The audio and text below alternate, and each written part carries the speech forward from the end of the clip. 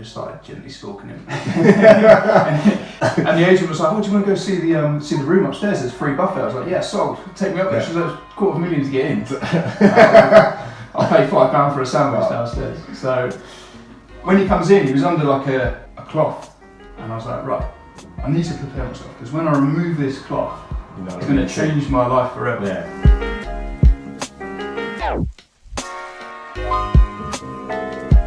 Yeah, so talk to me, where you're at now, because last time I saw you was, Milton Keynes. I think it was Milton Keynes Town Centre, and you were talking about, you kind of in between jobs, I think. I remember it, only because I think I was going out for lunch and you were with Megan at the time, walking past in the town centre. I remember it anyway. Yeah. And all I remember is you're like in a kind of turning point where you weren't too sure what you're doing. I think you just How many years ago was this? Oh man, 2 years? 3 maybe? 3 years. 2-3 years. Okay. Yeah, that sounds about right. Yeah. So I would have been. So yeah, I would have been at the point where I was looking to leave recruitment. Yeah. And I knew that was it. Recruitment. I knew I wanted to get into finance. Yes. But because I was in the Marines, I didn't have a degree. Not because I joined the Marines. I joined the Marines so young that I didn't follow through with higher education. So I didn't have a degree to then go and work for the GP or something like that. So I was trying to figure out how I could get into finance. But I found a way. I went and did that for 8 months. That's the proper Marine way. I found a way. Yeah, that's it. Yeah, well, there's always ways around it. So yeah, I went and found a company. They took me on, provided all the training. I went over to Malta and did 3 weeks of. It was pretty much like being in the military again. 3 weeks of training. Get up at 4:30 every morning. Be in the office for 6. Work 6 till 6. 3 weeks straight. And then at the end of it, you get told if you've got a job or not. And during that time, you. So some people might not get a job. Oh yeah. Some people might not get it, or some people might get offered it and they don't want it because it's been too intense. Yeah, too intense. But I loved it. I did really well on that, and I loved it. And then got offered a position to go work for a CEO in Hong Kong. So I went over and did that in Hong Kong, and then jumped from there to what I'm doing now in blockchain. Okay. So talk to me about what made you obviously the offer you job in Hong Kong. So did Megan join you later? No, not in Hong Kong. That was the plan. So Megan was supposed to come over and join me in Hong Kong, but I really didn't like Hong Kong. It's so expensive. The quality of life is terrible. Is it? Yeah, it's you terrible. mentioned the smog and all that. Oh yeah, the smog is terrible. But not even that. It's like the food is. So I was at a real low point there. Yeah. So you were talking about like clarity and opening up and being vulnerable and things like that. So this was time to that. So this is where I was at when I was in recruitment. Megan just had our first son. Megan was working part-time at Estee Lauder. Not great money. I wasn't on the best money. I was doing all right, but not great. In debt, only about £6,000 in debt. But I know from listening to some of your earlier ones. If you were in £1 of debt, or in £1 million of debt, if you haven't got the money to pay it back, it doesn't matter what it is because you haven't got the money there to be able to pay it back. So I was stuck in a bit of a rut. I was like, how am I going to get out of this? And I was pretty much going to be bankrupt, so I had nothing. Nothing at all. And what time? That was before you went to Hong Kong? That was before I went to Hong Kong. So this when I was like, right, I've got to do that. I guess you didn't tell any people. Yeah, no, not at all. No, so It's the first time you tell someone. This is the first time anyone will know. I've absolutely a few people, obviously close family, friends and stuff like that. So I had to borrow like £1,000 from my mum to pay for bills for 1 month. And I've earned more than my mum since I was like 16, so she doesn't have a lot of money, which made me feel pretty bad. So my saving grace, which is pretty morbid, is actually my nan passed away, left some inheritance. My inheritance paid off my debt and Megan's debt, got us back to broke, back to zero again, which is such a nice feeling after you've been in debt for a few years. And I had enough left over to buy 4 suits, so I bought 4 suits. Left everything, left my newborn son, left my wife, went over to Malta, did the training course, and then left and went over to Hong Kong. And then worked in Hong Kong for 8 months. But coming back to your original point, the quality of life in Hong Kong is pretty poor, I found. So I wasn't a lot of money in Hong Kong. I was sending as much money back to Megan as I could, obviously. So I was living off of McDonald's. That's the only thing I could afford because it's heavily subsidised over there. So I'd have like a meal replacement shake in the morning. Because again, my protein over there is heavily subsidised. It's cheaper than it is in the UK. And free delivery. So I get that flown in. That's what I'd have for breakfast in the morning. And then lunch I go down and buy like an egg McMuffin from McDonald's, and that's what I live off. So I probably only taken on about 1,500 calories during the day. Wow. So, and then about 8 coffees. Prop you up. Yeah, to try and just keep, because it was hard. I was getting up at 4:30 in the morning. I'd be in the office at 7. I'd work sometimes until 7, 8 o'clock. I was doing a degree at the time as well, so I was doing a degree. Jeez, and then just doing that for days on end. And I was living in this tiny little house. Genuinely, the room we're in at the minute is bigger than my bedroom in Hong Kong. Wow. I was paying 4,000 Hong Kong dollar, which is 400 quid for this little room. And it was cockroach infested. So, I opened the door in the morning to have a shower. I was showering with a couple of cockroaches as well in there. and in the kitchen as well. It was just infested with cockroaches. It wasn't the best place. So, wasn't going to move Megan out there. Wow. And then things happened within that company anyway. It wasn't performing as well as what it should have done. I was the first bloke in. They said, look, we like you. We're downsizing the office. You can go to Germany if you want. Yeah. So not making me redundant, but pretty much saying we need to let some people go from this office. So you can go and do recruitment in Shanghai. I've been to Shanghai. Having a military background caused a few friction things with my visa. Not massive things, but it gave me a little bit of doubt. I was like, am I going to get treated fairly? Just because I've been in the military in the UK. And do I want to bring my family over here? And then to Germany, which we looked at as well. But while I was doing this, I was cooking something else as well. So I met a Marine, a former Marine, that done really well for himself. Yeah. The kind of guy who I was like, right, I want to be like that guy. Yeah. So I just started gently stalking him. And every time he was in Hong Kong, I'd meet up with him. Like go for social media. Yeah, that's it. And I'm like, do you want to come for coffee? I'll meet you, I'll arrange your transport. Just doing anything I can to get around that person. Yeah. And just saying, look, I'll do anything. Is there anything you need to do? Is there any filing or anything like that? So it got to the point where he was like, okay, well, he started passing me little bits of work. So I worked for free for him. I got up at 5 in the morning. I'd work, 4:30 in the morning.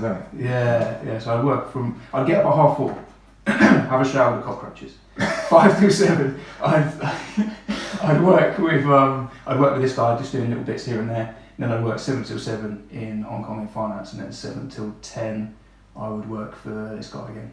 And then just repeat that over and over again. Jeez. And then after a month, he was like, look, we've got space, do you want to come join? And I was like, yeah, I'll do anything, I'll just follow you around cleaning up all your tissues or whatever. So he offered me that job, and I said to Megan, I was like, look, it's a bit of a risk, there's no contract. As such at the minute, I'm just going to take the leap, go for it. Nice. And she was like, yeah, go and do that. So could have had a cushy in southern Germany, but went over to Bangkok and been there ever since, and then just moved back literally 2 weeks ago. Yeah. So you back now permanently, or just? I'm back no, I don't want to be back permanently actually. I want to come back for a bit. So Megan's pregnant again. 8th of November is the due date, and then we'll probably hang around for maybe 2 years in total. Okay. And then disappear back off. There's so many opportunities in Asia at the minute. Yeah. It's ridiculous. It's the place to be. So you want to go back over there? Yeah, definitely. Okay. Awesome. Amazing.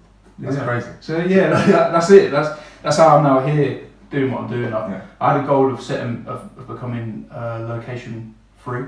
Okay. And I've done that. So if I wanted to, I could go anywhere I wanted to, book a plane or whatever, go and travel over there, and just pitch up and work from there for a week or so. Yeah, so me and Farah are trying to do something similar to that. Yeah, it is tough. There's not many opportunities out there. You've got to go and make those opportunities, I think. Yeah. You just can't rely on a job, and an employer to be like, yeah, you just want to go and travel wherever you want and just pitch up. And like I said, I just went to the coffee shop down the road. I sent in a few emails.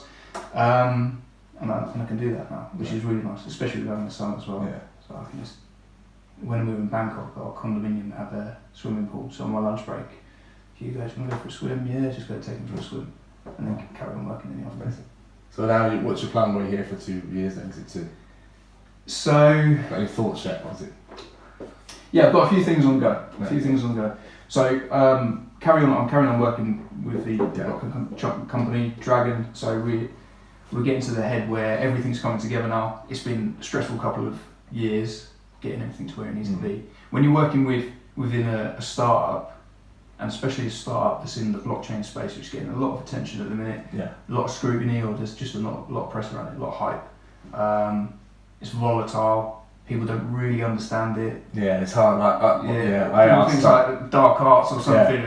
Go on, then, Don't explain in understand. one sentence, or as little as words as you can, what blockchain is, because So- there was some people out there that have a clue. Yeah, of course, yeah. So for me, it's just a platform of truth. Yeah. So it's I'm just saying that, you know, if I wanted to pass anything to you, if we did it on the blockchain, if I pass this cup to you Yeah. and it was on the blockchain, I could never change it. I could never go and say I never passed you that cup. Give it back to me. Yeah. Anything like that. It's recorded. Everyone can see it. So our angle on that is we go into like Macau Gaming Commission, saying to them, we can make your whole operation transparent. We can look at everyone who's bringing money into the country for gaming, KYC them, you know exactly who they are, you know where they're moving, how much they're moving. You and I could go on and log in and find out exactly what they're doing, which governments really like. You know, giving that transparency to. So you're trying to get big companies to move onto the blockchain system, and you want to be leading that. That Yeah. makes sense. Yeah, it's not so much company. This is just like B2C, so business straight to the consumer, but we go through an agent. So we've gone to the agents. The original business idea has evolved since this. The original business idea was there are gamers in Macau. You can't just move money into Macau. Yeah. You can't just get on a plane with. I think 10 grand is the biggest amount, but that's not even the small blind on some of these tables that they're sitting at. One of the rooms to get in is $250,000 just to go to sit at the lunch buffet. You know, it's not even at the table. You get free sandwich. Yeah, well that's right. I went over to go see one, and the agent was like, "Oh, do you want to go see the room upstairs? There's free buffet." I was like, "Yeah, sold. Take me up there." She was like, $250,000 to get in. I'll pay £5 for a sandwich downstairs. So, yeah, there's some serious money that's moving over in Asia, but gamers and it's very different. As in gambling. Yeah. So the mindset is very different over there, where it's China creates a millionaire every 2 days. They create a billionaire every week. Or the stats they might not be bang on, but it's not far off. Wow. There's so much money that's moving around. So much money. Asia is just full of opportunity. There's money flowing in and out all over the place. So and a lot of the way they do actually get their money out of China is go gamble and this that and the other. Yeah. So it attracts a huge audience. Macau, tiny little island attached to the end of China, does between 4 to 7 times the amount of Las Vegas per year. Wow. Yeah. Did not know that. It's ridiculous. Some stats here. So stats. So gamers, when they move money into Macau, they don't actually move the money. They go to an agent in their home country. Yeah. They give them the money. They're recorded on a ledger. They get sent a text message. They then fly over to Macau to wherever they want to go. And then take it. And then they Gotcha. they show them the text message, and then they get given coins, chips. There we go. So they give them the chips, the gaming chips, and then they use those. So the money doesn't actually move, which is how they get around the regulation. So the money's not moving anywhere. The money's still in their home country, and then when they come back out, they take plus or minus their winnings or losings. But that process can cost them 12%. That's a lot of money. Yeah, so they've lost a lot of money anyway.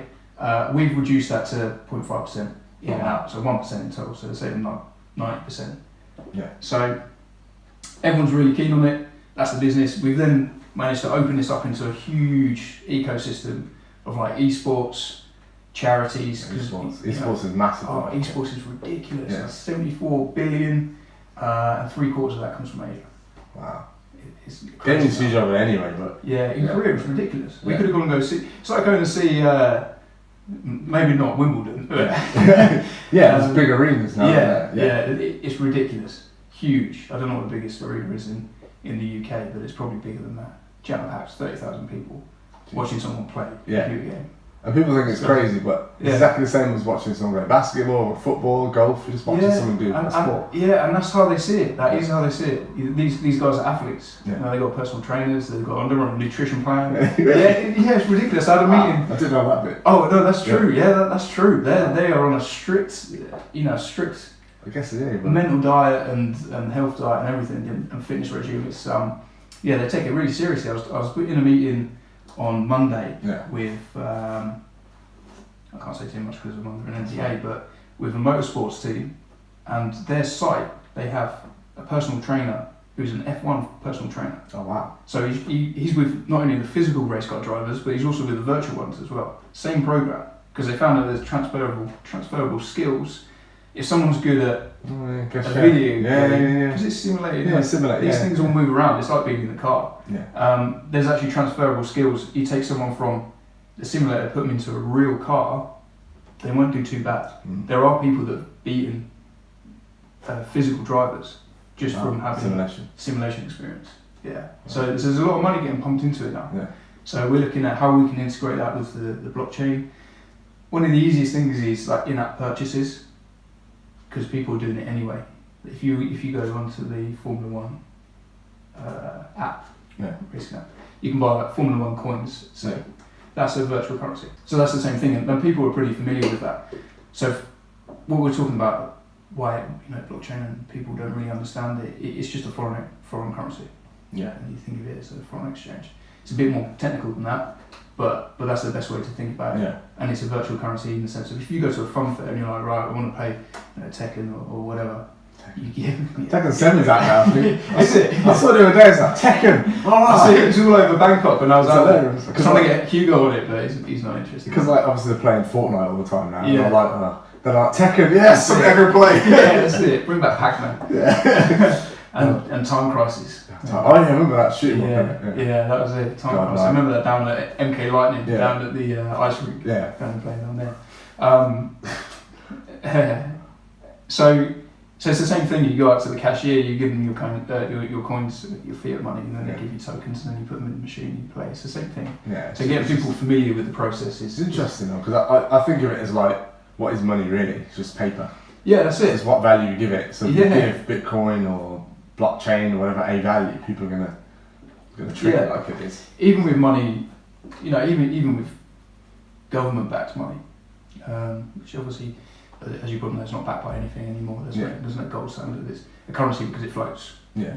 The more people use it, the more valuable it gets. Exactly. Yeah. So it's the same thing. If everyone said, with Brexit, the pound's already dropped right off yesterday. Just made this morning. Well, surprisingly, it's actually recovered because I was like, this might be a good idea. So some amount of capitalise on the opportunity, but it's already happened. The recovery is already in place. You've got to sort of be ahead of the curve there. Yeah, I always think that people say like, jump on this currency, but if you've heard about it, it's probably too late. Yeah, that's it. That's what I generally. No, that's very true. Yeah. And when I was working in finance in Hong Kong, when the receptionist started talking about Bitcoin, I was like, probably time to get out of Bitcoin. Yeah. Or put a sell order in or something like that. So and it was, and then it burst. Yeah. So you are right. Yeah, I think so. Yeah. I know a little bit there. That's all. It's all I know. A lot of it's just common sense, but the best way to look at it is a foreign exchange. Yeah. A foreign currency. Sorry. An exchange instead of going to post office or Tesco's and exchanging your GBP for euros. So you're exchanging GBP for Bitcoin, for Ethereum, for the token I work for, Dragon Coin. It's the same thing. There's a bit more. It's more regulated than that. You have to prove your address. You have to prove your passport. You have to know who you are. A lot of people think it's anonymous. Maybe it was 10 years ago. Yeah. Now not so much. If you want to use it and you want to be on exchanges, you've got to prove who you are. Yeah. They have to know. They have the same regulations as banks. Same as if you were going to invest in Tesla. So it's only a matter of time really before. Because it makes more sense anyway, digital currency versus actual physical. I don't even. That's the world's going. Yeah, I went to a seminar the other day, and you know what they do? Who's got £5? Yeah. No, £1, no, 20p. Did it give you the £5? Is that's? Well, one person had it actually. Yeah. The youngest guy in the room, turns out, actually had a £5. £5 note, but I don't carry anything. If I'm not using my phone, I've got like a multi-currency card that I use. I never have to get cash out. I had a haircut today and I had to go cash machine. Yeah, well that's what I was worried about. When I was getting my coffee, I saw it was a little coffee shop and I was like, am I going to have to get cash out of it? Out the wall. Hacking it. I don't even know the PIN codes. If someone tried to mug me, I'd be like, no, I can't even help it. I've got no idea. Yeah, that's about it. Love that. Cool. So talk to you about the military then, if you go back a bit. So when did you join? Because you mentioned like you're young. I joined really early. So how old were you joining? So when I signed up, the earliest you can sign up to the Marines is 15 and 9 months. Yeah. So I signed my papers at 15 and 9 months. Wow. Yeah, I was still in school, just down the road. Wow. Yeah. And what made you want to go So I come from a fairly military family. Yeah. So my granddad was in the army. He was over in Germany, post-war over in Germany. And then my mum's side, her brothers, my uncles, they were both in the Navy as well, quite high. One was a warrant officer, one left as a captain, which in the Navy is equivalent to like a general. Yeah. He's actually a naval attaché for the British High Commission in India. Wow. So it's not so much pressure, but when you're around people like that, and when I was 10 years old, I was going around Navy destroyers and things like that. You just get sucked into the environment, and yeah, just loved it all, bought into it. Thought it'd be a good idea. Go for it. Yeah, that's it. Yeah, so that's all I wanted to do. Yeah. Well, actually, no, that's a lie. I wanted to be an archaeologist, actually. Oh, really? And I found out the pay was rubbish. So I was like, no, getting that off. I'll go jump out of helicopters instead and do something like that. So yeah, I went and did that when I was 16. Yeah. So I left school. I was still doing my GCSEs. I had to take a week off of school to go and do the week-long fitness test for the Royal Marines, potential Royal Marine course, and pass that. And I think that sort of opened me up to. But the one thing the military really does well is it shows you reality. There's no mollycoddling. There's no in some regard. There's no second chances. It's all on your head. There's a lot of pressure on you. If you want it, you got to go get it. Yeah. No one's going to say, "Oh, come on, if you do a little bit better, you're going to get through it." If you don't do well enough, that's it. Yeah. And at the time, and if that happened, I didn't have anything. I put all my cards into that. I'd done alright in GCSEs, I didn't do particularly well. I didn't have any backups whatsoever. It was this, and that was it. And I think looking back on it, I'd sit on my bed, in my childhood bedroom, and I'd visualise putting the green beret on, my mum coming to my pass out. I didn't know anything about visualisation or law of attraction or anything like that at the time. Wow. And I was like, right, I'm going to do this, visualise putting my beret on. My uncle bought me like a Leatherman. He was like, you can't use that until you pass out. So I was right, I got this Leatherman. Pass out mean as in like... graduate. Yeah. So I graduate. And so in the Marines, you don't actually get given your beret until you graduate. Until you prove you're worthy enough for it. You're not allowed to touch it. Or it's bad luck. It's bad luck to touch it. So... didn't know that. It's pretty... So does it just like stay in the packet on the shelf or something? No, you don't get issued it. You literally just don't... The people around you obviously train you, they've got one, and you look at it like Indiana Jones looks at it like some kind of bag of jewels or something like that. It's like, that's a prize, that's what you want. Yeah, so... it's very symbolic. Is that the same for other fields? No, it's not. No, I think even with the parachute regiment, obviously another elite regiment, but they get given their berets not straight away, but I think it's a lot earlier. They definitely have it while they're through training. So it's like, there is a journey you go through. So you start off with the pre-World War II, or up to some stages in World War II, the beret then, which was a navy blue beret with a red badge here. It's what the Dutch Marines still use now. And then you get a cap comforter, which is when the Royal Marines started taking on the commando responsibility, the little cap that you get there, which looks a bit like a sock that's been rolled up on the sides. And then you get given the green beret. So it sort of takes you through that history of the Royal Marines and how they've developed. Oh, wow. And as you develop into the Royal Marine. And then when did you get out then? Did you get in at 16? So I got out 4 years ago now, January 2015. How old are you now? So I'm 27 now. So I did 16 till I was 23. I did nearly 7 years. 6 years. And how was that as an experience overall? Would you like to say? You know what? I think I would never be who I am today without that experience. No. Because, like I said, you've got to be self-motivated. The Royal Marine advertisements have always been, it's 99% mental. You've got to have the state of mind to be a Royal Marine. You can be physically fit. I've seen lads fitter than I was. When I joined, I was 60 kilos, which is just scraping the minimum entry. My backpack was 60 kilos. I was struggling with the weight. Didn't really know how to iron. I was a schoolboy, literally. You're right. My classmates and my friends were doing their A-levels, and I was running around in the field with 30-year-olds. Because the army separate their under 18s go to a different place, over 18s go to a different training school. Whereas in the Marines, everyone gets pushed in together. So my bivvy partner was like 33 years old. He would literally be my dad if he was. Yeah, well, no, he was a little bit old. But yeah, I definitely wouldn't be where I am at the minute. It gives you that foundation of you've got to go and earn it, you've got to want it. Like I said, yeah, there we go. So like I was saying, with struggling with the weight, I remember being at the back of yonks, which are like weighted marches, and there'd be a guy and he was like, right, anyone who's after me at this point, that's it. You're off, you're going back home. Really? Wow. And just having to find this inner strength to be able to carry forward. And they always say to you, they're like, your mind will give up before your body does. If you can, which is why I can compartmentalize quite well, which can be quite a double-edged sword, really. Yeah, I feel like that sometimes. Yeah. I think that might be men in general, but we'll come back to that. Yeah. It's an interesting one. So I can just sort of shut off this, the not pain as such, you register that it's still there, but if you can just sort of park that and park the state of, right, I need to be, your body just craves to be comfortable all the time. Yeah. As soon as you're facing a bit of adversity, it's like, oh, I just want to get a bit of comfort and go back to that safe space. Yeah. So when you're in the middle of nowhere, you've got 60 kilo rucksack on, people are snapping their ankles and there's people shouting at you, and you're 16, you're wet, you're a little bit tired, you're like, well, I could just be sitting in the classroom doing my A-levels now. Yeah. So then you're digging deeper and be like, no, this is what I want, and if I don't get to that point, I'm going to fail, and all of this is for nothing.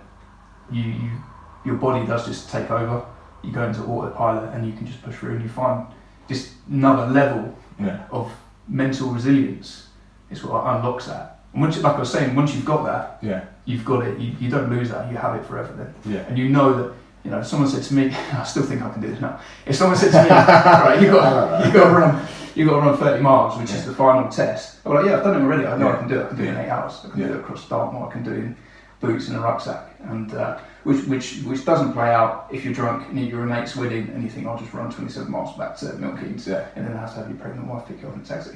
No, it's so rude. I was like, yeah, I've done it. I've done it. How far did you get through? How far did I get? Oh, mate, I don't know. Got to the point where I was like, well, have I done this? And then Megan came and picked me up. She's heavily pregnant. And the taxi driver's trying to find me using WhatsApp on my location, and I'm still running around trying to find out where they are. And sounds terrible.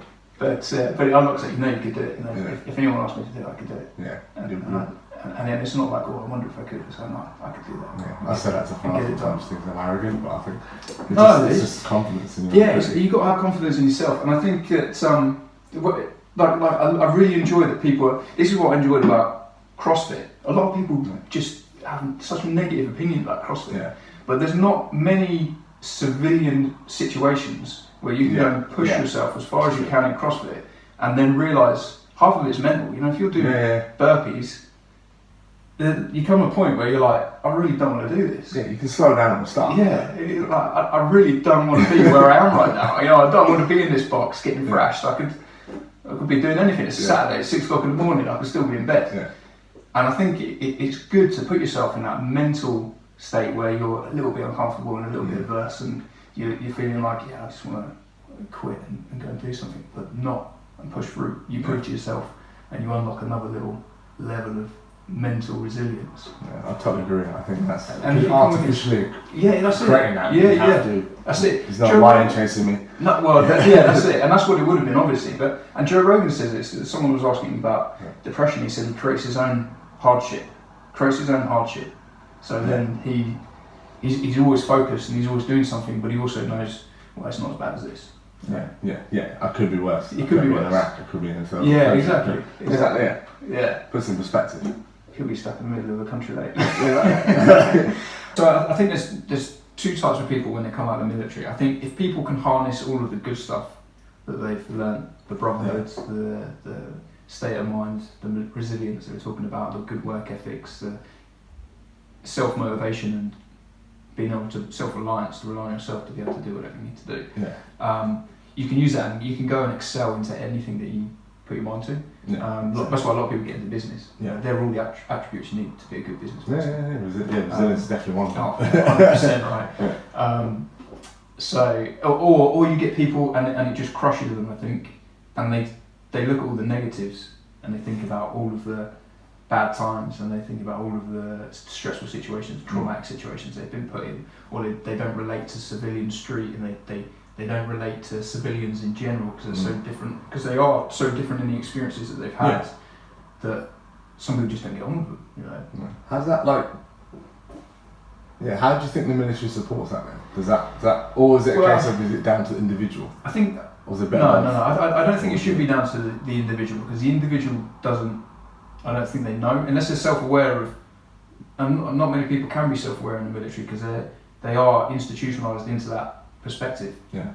So they can't see the other side of things. I mean, if they realise that, if you were a civilian and you went to school and then you went and you were a student and you went out drinking every day, and they see it as you've never been tested, you've never been in that arduous environment. How can you relate to me? How can you relate to me? Or they'll think, well, you're lazy, or your work ethic's lesser, or you're a little bit sly. Yeah. And obviously that creates a bit of animosity. And so does it for civilians to military people, because they think they're arrogant, or they think they're rude, or they're better than everyone. So I think the military do have something called Careers Transition Partnership, where they help you come out of the military. Okay. But I think mental awareness and not even mental awareness, just like an awareness, a self-awareness of you've been in the military, this is the kind of way that you are, and it's great, and there's attributes that you can translate over into the civilian street. Or like some people will still write their CV and they're like, I'm a corporal in the Royal Marines and I can lead 6 men on a patrol in Afghanistan. And you're trying to apply for a job and they're like, well, that's brilliant, but it's not related to what? Are you going to be able to fit into the office environment? Are you going to be able to get on with people? So you can take from that, I've got leadership skills, I've got teamwork skills. Yeah. And then people are like, oh right, I get it. I understand how you fit into our environment. It's almost speaking 2 different languages. Yeah, it's 100%.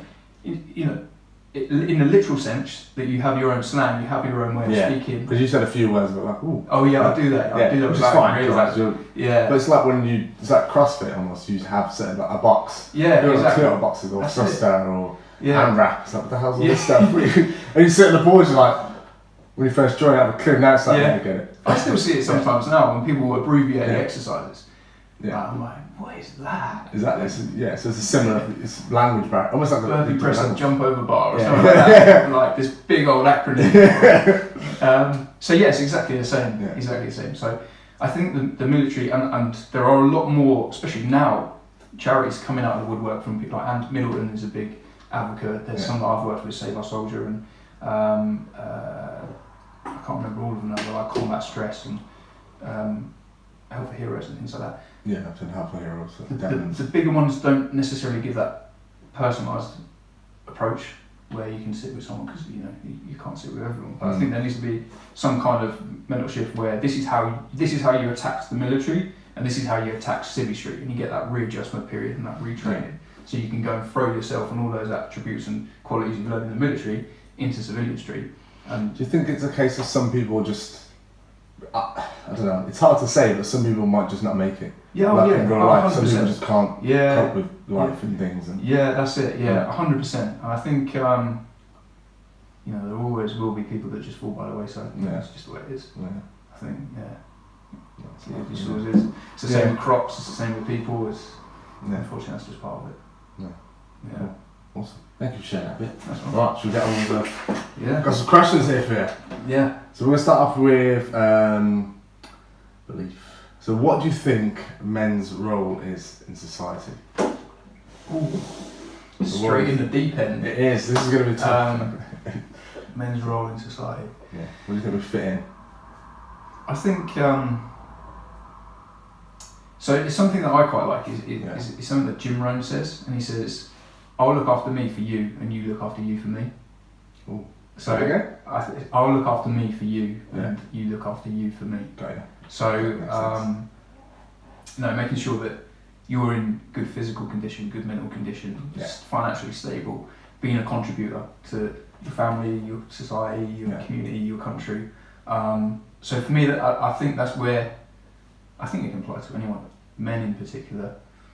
I don't know, it's not necessarily that they do all the heavy lifting anymore or anything like that. I think they can, I'm going to say, push themselves a little bit further. But I see maybe they can take on a little bit more stress and deal with it and come out and lead through it. But I think anyone can do that. I don't think there's anything different from what is men's role in society compared to females. Okay. I think everyone can do the same thing. Okay. And people are proving that now in the military as well. You can have women that can join the Royal Marines, and there's one going through at the minute, and she's doing as well as the men. And we had that sounds like a new thing, but it isn't really. When we were in Afghanistan, we had females attached to us. They came out on the same patrols, they carried the same weight, they had the same weapons, they did the same things. And they were fine. Yeah. Well, sometimes because they're a little bit shorter, they get stuck in ditches and you have to get them out. But that's about it. That's the only difference. There are some physical attributes that are a little bit different. Men tend to be able to carry a little bit more. They can go for a little bit further, they can run a little bit faster. And they're a little bit taller, which helps with some stuff. But again, not necessarily the case across the board. But I think if you're a man and you're trying to find your place in the world, it's you're trying to look after yourself so that you can be a contributor to the community. I agree with that. The environments around. I've got a thing that says you want to help people from a position of strength. Yeah. You can only do that if you're in a good place. Yeah, that's it. Otherwise you become a martyr by giving, and going, why is no one helping me? Yeah. Yeah, no, I think that's true. Yeah. So I think the point I'm trying to make here is not necessarily men's role in society is different from women's. I think it's exactly the same. And men can do everything a woman can do, and a woman can do everything a man can do. And I don't think men are better than women. I don't think women are better than men. I think there is this equal plane that everyone's on. People have different specialties, and women will always be better at giving birth. Men just can't even compete in that category. So, but I don't think there's anything that one gender should do better or focus more on than others. I think if you're a man and you're trying to find how you can contribute to the world, look after yourself and then spread that around to everyone else. That's the answer. And how do you break through limiting beliefs to achieve your goals? So as I mentioned, NLP, right? Yeah. So talk to me about your experience with that, because Yeah. So when I didn't really realise this, but I did suffer with a bit of PTSD. I still don't think that I had PTSD in the sense of, I know people that have got serious PTSD, and they've got legitimate reasons for having that. Like they've seen people just disintegrate in front of their eyes, and that's just taken a toll on them. And you think, well, in the military you have this mindset where you're like, well, it's not as bad as that, so I can't be that bad. Yeah. It's my experience was nothing. You would never find anything close to it on Civvy Street, but it's not as bad as that. Yeah. So I can't really have PTSD, or I'm just suffering with something else. Is there a bit of denial? Yeah, 100% denial. I don't think it's, maybe some people think they're weak. Maybe not so much now the culture has changed in the military. Maybe that was the case beforehand, but maybe it's to yourself. You don't want to be like, I could be weak enough to suffer with that. Or I think I'm so mentally strong because of everything I've done before. Yeah. I can't be affected by this. Is it hard then to be like open and vulnerable to people and say like, actually I might be struggling here? Especially because as a man in the military, that's probably even like twice as hard as a man on Civvy Street, as you say. Like, it's just different experiences. So you must expect possibly that man who's been in the military to be like upside. Yeah. Versus like, a guy in the office. You do see people that do that. Like I say, I think that I used to go into schools and speak about this actually. Okay. And how it changed from, say, World War I, where they would execute people for being cowards when actually they're just shell shocked at the time or had PTSD in that form. To now where the Royal Marines did pioneer through the Falklands War TRIM, which is a way of assessing people and trying to see as an external person, that person might be suffering a little bit, and then helping them out. So I think the mentality has changed a bit. I think people, like I mentioned before, at Milton are champions for changing that because they're being vulnerable, they're opening up to it. Yeah. But I also know people very close to me that will never open up to it, and they'll never confront it, and they just want to put it in a little box and shelve it. Yeah. But I know one of your other things is sort of communication in relationships as well, or working with relationships. I think communication is critical. If you haven't got communication, then everything can fall apart. Yeah. And what I found, this is what I found. So when I came back from Afghanistan, I was just reserved, paranoid, aggressive, really negative about myself, about everyone else.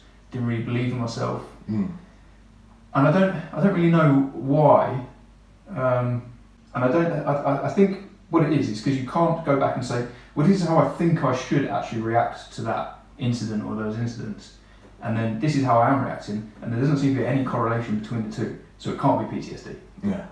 Because, why would I be getting angry about different things, just, the bus being a little bit late? It's got nothing to do with this. Yeah. Or so you can't connect. You can't connect the two. Yeah. So I think, again, that makes it a little bit hard for you to realise, actually, maybe it is PTSD. But I got to the point where actually Megan kind of pushed me. She was like, you need to get yourself sorted out. Yeah. So I still was in a bit of denial. So I went to combat stress when I met someone, did a little tick list thing where you got to go through it, and they're like, you're clinically depressed, we recommend you going on medication. Like, straight away? Yeah, straight away, I was like, geez. Fuck that, not doing that. Yeah. So I said to Megan, I was like, look, this is what they're recommending. Yeah. Obviously not going to do that. So then I looked at, did some mindfulness. Mindfulness was quite good actually. Yeah. Just learning how I respond to things that happen around me. Yeah. And noticing, like, when I start tensing up, with how things would affect me. I remember I went and watched Hacksaw Ridge, cried my eyes out, I couldn't watch it. Hacksaw what? Hacksaw Ridge, the film. I've not seen it. No. So yeah, there's about these US Marines that come and assault a hill and they end up just getting decimated by the Japanese, and I just broke down. I've actually met the producer of that film. Oh wow. And I spoke to him about it and I said, look, it's such a good film. I've been, in a sense that it was quite realistic in portraying what people go through in warfare. Yeah. I was like, I broke down, I couldn't actually watch it. I had to walk away, I couldn't finish it. So with mindfulness, I could preempt those situations where I'd be like, right, this is how I react in environments like this. Yeah. So I'm just not going to put myself in that environment. Okay. Or I can preempt it and be like, this is going to happen. Which I kind of did. So there was when I was in Afghanistan, I think it was day 2 or day 3, this 40 kilo explosive went off, blew up a load of locals, and they were on a tractor and came in, and I had to deal, because I dealt with the intelligence and biometrics, so taking people's fingerprints and putting them on a database, because they didn't have any database in Afghanistan. So trying to help the police in putting people on the database, so you can say, these are good people, these are people that have been associated with different things, and creating a database so they've got the data to be able to do something with it. So that when the coalition move out, they then have a database of, right, okay, it's not just, we know there's some bad guys here, it's like, okay, we know that these are the people we need to look at. Yeah, because you would have been in the time when it all... Yeah, so we were looking at sort of, it was a quieter period. Yeah. It was a lot more about intelligence, it was a lot more about IEDs as well, so our biggest threat was IEDs. I think we had 16 IEDs go off in 2k squared. Wow. Not a small place. Not a big place. So, so this went off. I had to go out and try and help the paratroopers that we were still with, because we were still in that period of transition where we were taking over from them. Yeah. So go out and try and help 2 guys. One was dead already, another one had a brain hemorrhage, all the blood was running out of his ears. Wow. And try and help him put pipes down his throat to help him open his airways so he could breathe. And then another one, I can't really remember the other one, but I think they both died from the helicopters on the way back. And then there was another one, he was already deceased, so I just had to run some biometrics on him, like this part of his face gone, nothing. Jeez. Yeah, nothing there. I picked him up by his collarbone here because it was protruding out. His legs were hardly attached, and we pulled him in to try and biometric him. So when he comes in, he was under like a cloth, and I was like, right, I need to prepare myself, because when I remove this cloth, it's going to change my life forever. Yeah. And I guess it did. I was only 19 at the time. I moved it back, and you see that, and it instantly, in that moment, your mortality just hits you, and you're like, oh fuck, we're just bags of meat and bone, and that's all we are. And I think a lot of people, that could crush them under the weight of realising what they actually are, or interpreting that in that way. Yeah. You're not special, you are just an animal at the end of the day. Anyway, so I had to sort of deal with that, and mindfulness helped me understand that these situations are going to trigger that series of events and bring them back. And even talking about it now, I'm better with it now, but it still brings back a lot of emotion and a lot of angst, I guess it is. I feel a little bit like rigid.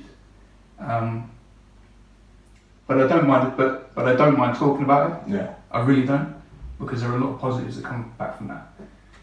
So, which is what I learned through NLP. So that's what mindfulness helped with anyway. So then I went and I tried to do CBD. Yeah, CBT. CBT. Yeah. So cognitive behavioural therapy. I didn't think that was very good at all. Yeah, some people I've heard of that, but I've not had any experience of any of those. But do you think it was almost like mindfulness, then CBT, then NLP? Would you have kind of like established? I went the other way around. But would you say that's the kind of order you would, depending on what happened, or? I really didn't get anything from CBT at all. But saying that, I didn't really put everything into it. I missed some appointments. You only get 6 off the NHS. I missed 2. One was on the phone call. I wasn't really up for it. Yeah. I went to 2 and I was like, I don't really know what I'm getting from this. There wasn't really a defined plan of, this is what we're going to do, this is going to help. It was a lot of, I can't even remember what it was about, but it wasn't any progress, I thought. Yeah. But then I went and did mindfulness after that. I felt, okay, that helps me. Yeah, so that helps me a bit better.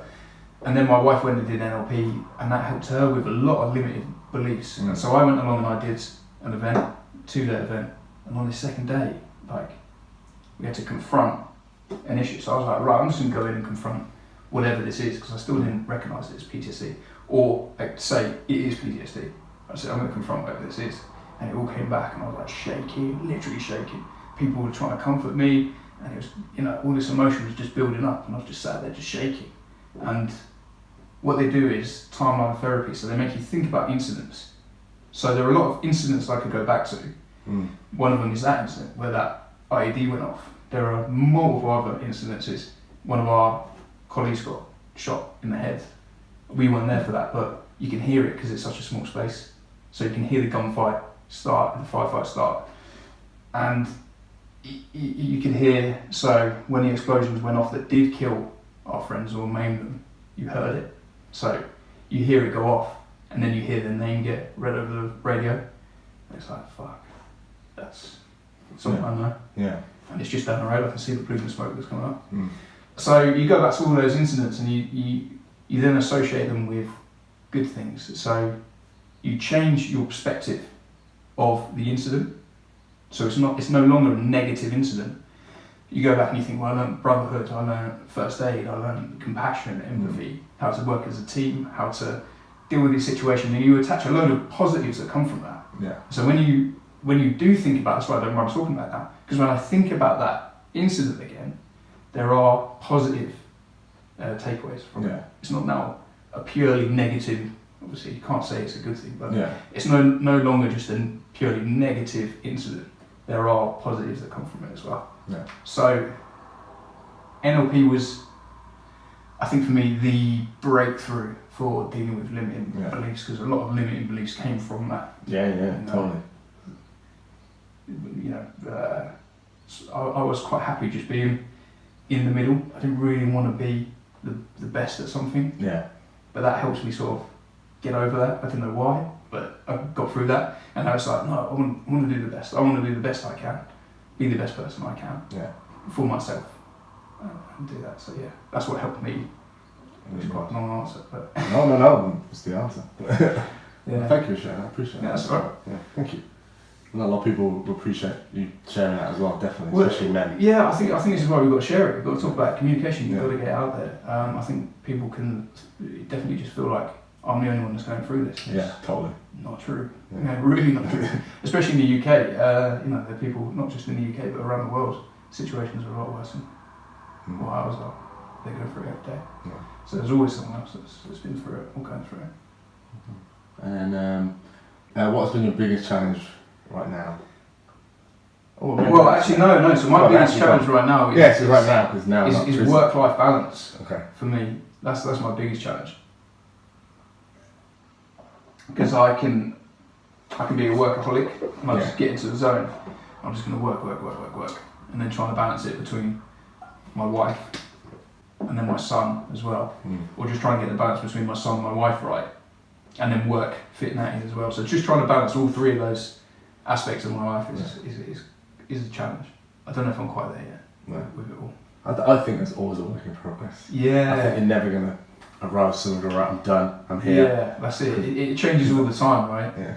Got another kid on the way, I'll have to rebalance it. Split my time between 4 instead of 3. So, yeah, I think you're right. But I'm making progress with that. I think organisation, being organised and disciplined, like Jocko Willink, his Discipline Equals Freedom book is just, brilliant. There's no excuses, there's no, oh well, I'll just sort of be a little bit lax here because then it's going to roll over and affect other areas. You've got to be disciplined with your organisation. Yeah, stick to it. Yeah, me and Farah have a weekly plan where we plan everything out for the whole week, and as soon as I miss a day or something, I feel the effects the next day because I'm right, I feel behind. Yeah. And I feel like I'm always catching up until the new week starts. It's kind of like, ugh. Yeah. Kind of throws everything out of space. You can be like, oh well, I'm behind now. Let's just give up on it and start Monday again. It can make you start thinking about that. No, I've got to stick to it. Got to keep to it. And I think with me as well. So I'm doing that, getting up at 5 o'clock in the morning the other day, or 3 days. Well, one I flew in at 2:30 in the morning. There was no way I was getting up. So like half hours later, no way. Another day, I think I got up late, and then a couple of days ago, I got up only 30 minutes late. But then I just had a bit of a bad vibe for the rest of the day. Yeah. Just sort of threw me off. I was a bit disappointed in myself. Yeah. That I'd broken that routine because I was working so hard on it. So. Well, you know that you've reset that and kind of gone back to. No. So I'll probably just carry on doing it, but I'll add the 3 days on at the end. Okay. But I think I'm going to roll into another one. Okay. Yeah. So I'll do it. Okay. Cool. And then, what do you think? So it's about staying fit. What do you think is the most? What do you think most men struggle with when it comes to creating a better body or building a better body? Allocating the time. Yeah. I think allocating the time and the diet as well. Because I think there's, I've been out of the loop obviously with this for quite a long time, but when I was in Hong Kong, it was Friday night, you go out for drinks, office drinks, and then Saturday you go out, Sunday you just sort of mull around a little bit. And I think for single, because I wasn't with my wife wasn't with me when I was out there, so I was almost living that kind of single man's life. Yeah. I wasn't single, but I was on my own out there, and you can get back into that routine. And I think for young men especially, you do get into that routine. You go out for drinks Friday night, meet up for everyone for brunch the next day, have a pizza or something, go back out the next day, and then just ruins your diet, and then not allocating the time, thinking, I just don't have time, I'm working an office job now, I'm working 8 to 8 or whatever it is, and then I get home and then I'm tired, not allocating the time to get the workout in. Yeah. Makes sense. And then, how do you stay fit? Obviously, you mentioned. How do I stay fit in a minute? Slowly. You cycled here, so that's good. Yeah. How far would it take? Not too. I'm not a cyclist, so I don't know how long things take distance wise. 25 minutes. Okay. I think. I like Google in my ears, so she's telling me where to go. Oh, cool. Yeah, which was really easy. And I read where Milton Keynes was built. Yeah. For cycling and walking. Yeah, and public transport and things like that. So it was pretty easy. But when I got it, I just shake off all of the flies, so I must have caught all of the flies on the way here. So it's not wearing yellow. Anyone cycling from Wolverton to where we are now, there's no flies there because I caught them. I got sunglasses down at one point because I was just smashing straight into my eyes. You're gonna have like a sketch. I did. I got into the coffee shop and I was like, I just look like I come out of a bin. Yeah. These flies all over. I just sort of shake my t-shirt off and get all these dead flies off me. When I was coming back to your point, when I was in Hong Kong, I didn't really do a lot of exercise. Like I was saying, the air quality was terrible. I didn't really have the disposable cash to go and join a gym, and gyms were ridiculous. It's like 300 quid, 400 quid for a CrossFit gym. Wow. Yeah, it's crazy. It's crazy. So that was off the table. So I was just doing little bits, mainly in my flat, just little home workouts in the flat and trying to get it in. And then when I was in Bangkok, I just got really busy, didn't do anything, didn't allocate the time for it. And it's so hot out there. You're walking around and you're sweating, and you're just like, I just don't want to go to the gym. But I didn't realise I was getting a bit of a dad bod on the go. So I've changed that, but also for your mental health as well. So what I did now is I get up in the morning, 7 o'clock I work out, and I was doing like a kettlebell routine and working out, and then doing some weights afterwards, just a bit of strength training, and just doing that solidly with my boss as well. So we work quite closely together. So that's good. Yeah, it was good. And then coming back to the UK, I need to get back into something. That's why I've been cycling everywhere, because I've been doing something else. So just to get it in, if I'm going to the city or if I'm between meetings, I'll just cycle there because it's easy. And then, like I say, at least I've done something. Yeah. No, I haven't done nothing. Do you feel like when you, because I've like moved location like 4 or 5 times over my last 10, 15 years, I always find that as soon as you almost get somewhere, I think, right, where's the nearest gym or where's the nearest CrossFit box or where's the nearest something? Because I think if I don't sign up there and then, I tend to fall out of habit. Yeah. And that's it. Yeah, that's it. Yeah, again, organisation comes back to that, and keeping that routine and eliminating any excuses, because you could just wake up and be like, oh, wow, I haven't got a gym near me. Yeah. Or it's not my usual gym. Yeah. It's very. I don't like these barbells. Yeah, that's it. Yeah. Yeah, they're just like a millimetre off. Yeah, it's just not doing it for me. Me. The same weights. Don't like the pull-up bars, got the rubbery things on. Yeah, that's it. So I when now I'm moving back here, I know where the gyms are, obviously. Yeah. I've pretty much moved back to where I am, but we're looking at moving somewhere else over to Northampton. So okay. I have looked.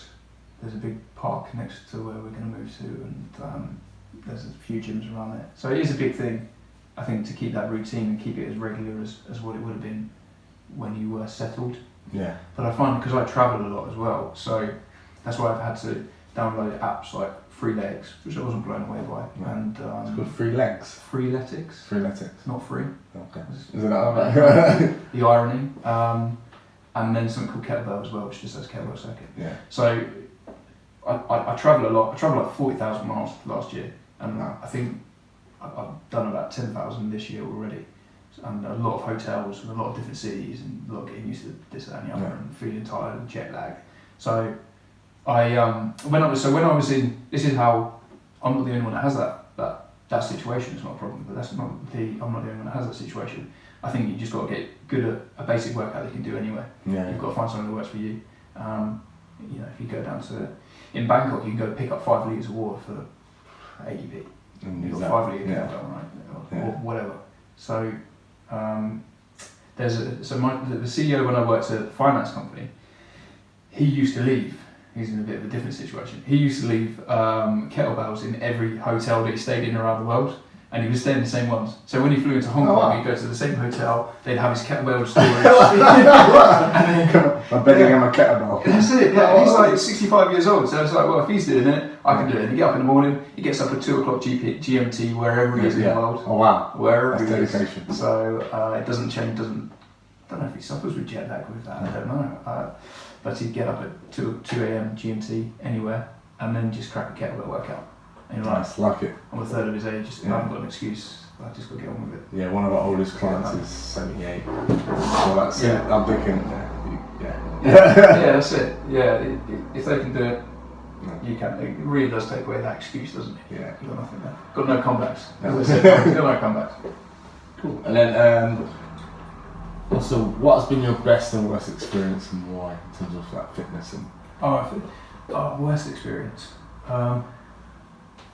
How are you defining that? Just from your point of view, like in terms of like what you're like, I don't know, a workout or a fitness regime or a I think the worst experience has got to be running 10k or rowing like marathon. Rowing sucks. Exactly. So is there like, I hate that. Yeah, well, I quite like rowing because it does suck and you get off and you think that was disgusting, but I did it and I got through it. I think the worst thing is when it comes to exercise, getting injured. I think. Yeah, I think that's the worst experience. Yeah. I was working up to quite a heavy snatch. I think I got up to 85 kilos, and then I weighed 79 at the time. Wow. And I hurt my shoulder.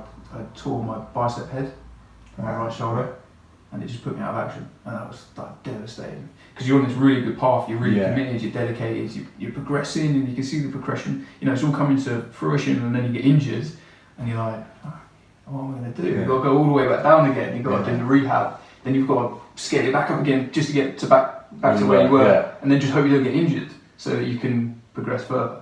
So I think that's the worst thing. But I think it teaches you a lot about your ego and being humble and stuff like that. So. Definitely, I think so. Like, you can do your legs anyway. Yeah. You get more creative with other body parts. Yeah. I find. And being like, well, I could do 85, but I'm going to do 40 because it's not going to hurt my shoulder. Yeah. And not being like, well, I want to do 85 because I could do it. Yeah. And you see, well, I'm not going to do that. To go, go hit the gym, just go for the big weights, vanity fizz. Yeah. For the beach bodies, for Ibiza or whatever it is, and then they get injured, and then they don't do anything, and then they go back and do the same thing, and they just get in that cycle because their egos can't say, well, I'll just drop it 20 kilos for 2 weeks and then work my way back up. Yeah. Leave the ego at the door. That's it. As Eddie used to say. You got it. Yeah. Cool. And then what's the best one? What's the best? I think fitness-wise, passing the Royal Marines Commando test, the 4 tests that you do for that was pretty exhilarating, just to know that you can do it and run 30 miles after, because you do them all within the space of 5 days, I think. So you do 1 day off, 2, 3, 4, I think. I can't quite remember now, but I think that's how you do it.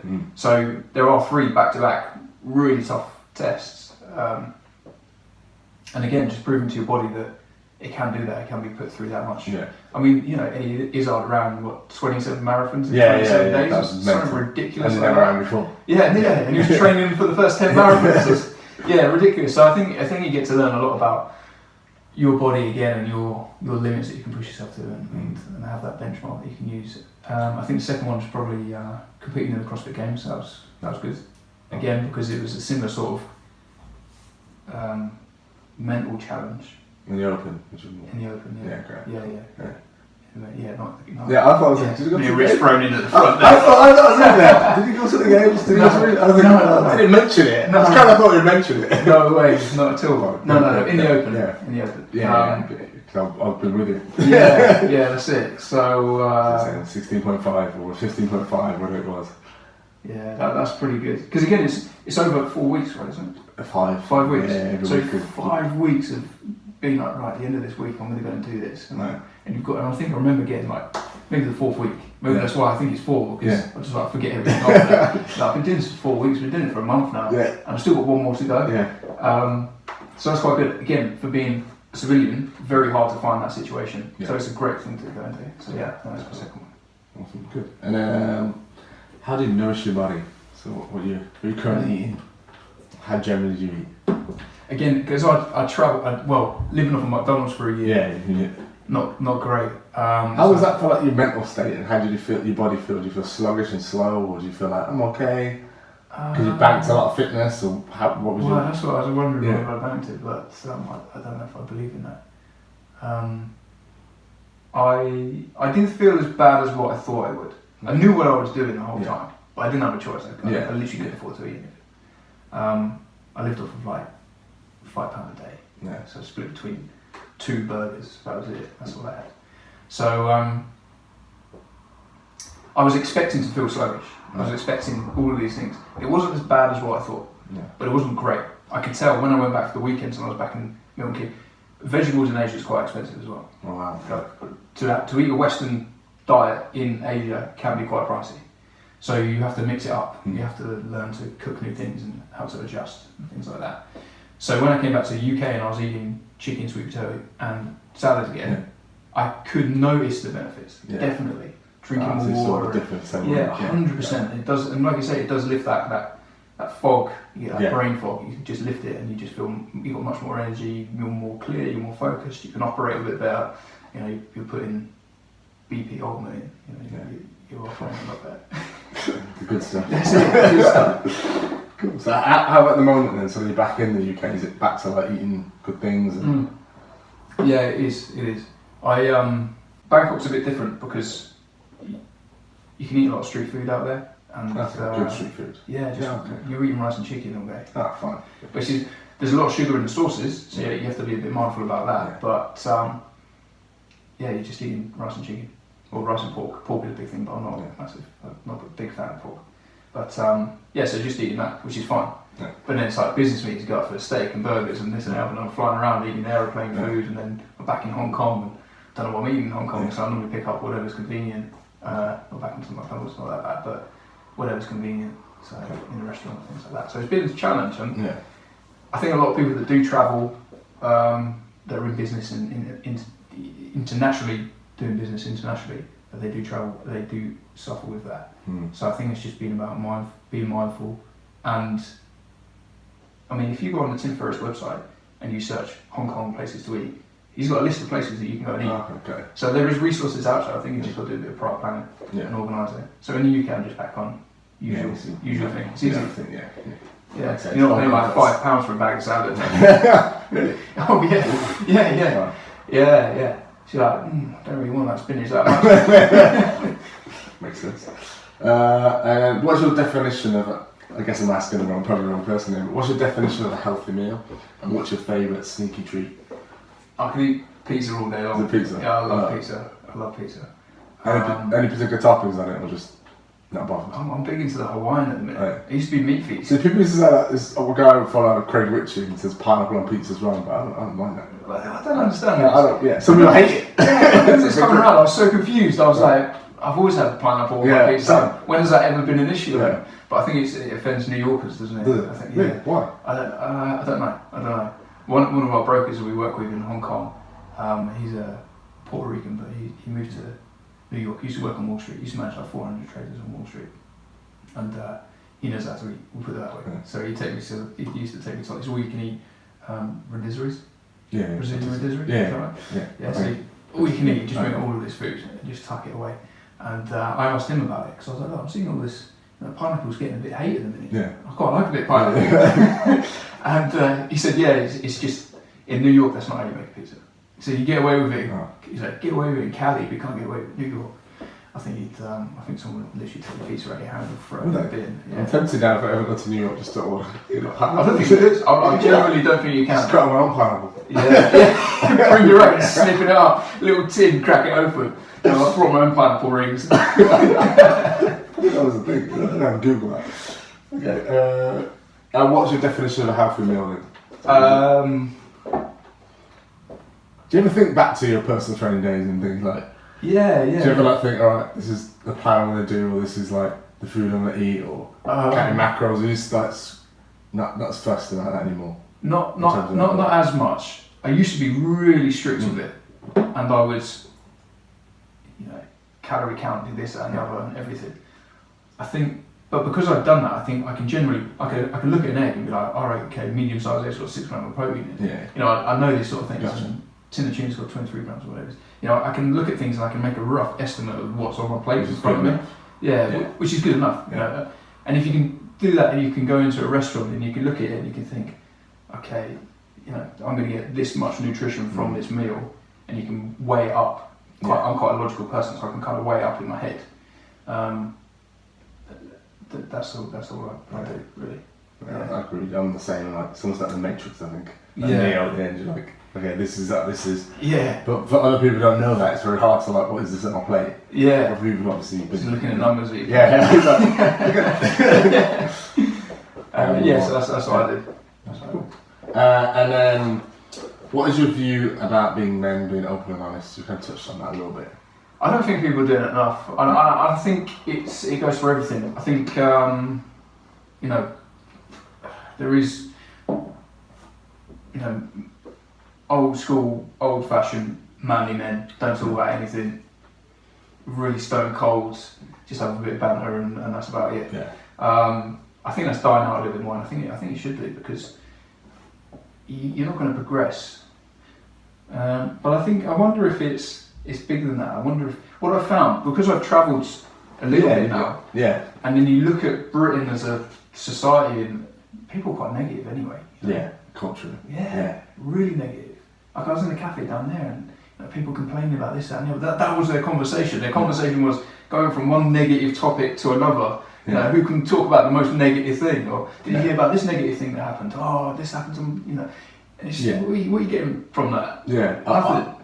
I was at the barbers, and there was about Theresa May, and they were like going, good riddance, she ruined the country. And like, part of my head was like, one girl was like, she just lost she cried a little bit. She went back in to Down Street, and someone was like, she's faking it. And the girl was like, no, she just lost her job. Yeah. And she loves her job. And I was a bit like, actually, she shows some compassion here. Yeah. And it made me think like, it's just like, people just like what you said, like just hating on her so much. Yeah. But why? Yeah, that's it. Because That's what people do. In Britain, it's all about the weather. We moan about something. And that's it. Yeah. And if you don't, you're weird. This happy guy jumping on a trampoline. Yeah, exactly. But when he comes over and you're just like, this guy's well too happy. He's definitely up to something. Yeah. You know, what's he on? What's he doing? What's he on? What's his little? We've got a trampoline. I might try it. He gets on it every morning, and honestly, he's like, "I'm amazing."